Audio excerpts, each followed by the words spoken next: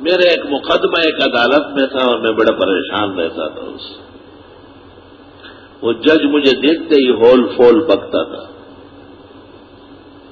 ہر روز جب بھی پیش ہوتا تھا. ایک دفعہ مجھے خواب میں کسی نے کہا کہ آپ سورہ تغابن پڑھ کے جائیں. میں نے رات کو 41 مرتبہ پڑھ کر سو گیا. سحری میں اٹھا 41 مرتبہ پھر پڑھی. سنتوں میں بھی پڑھی اور فجر کی نماز کی پہلی رکعت میں پڑھی. دوسری میں سبح اسم ربک الاعلی پڑھی. عدالت جاتے جاتے پہنچتے پہنچتے پھر میں نے 41 ہم 12 پہ جوڑ کر خدا کی قسم لا الہ الا اللہ محمد الرسول اللہ جیسے میں پیش ہوا مجھے ایسا دیکھا کہ مولانا آج آپ کے حق میں فیصلہ ہے اور آپ سے 2 سال کی معافی مانگنی ہے. اور یہاں تک کہ فیصلہ لکھا سب کچھ کیا ہو.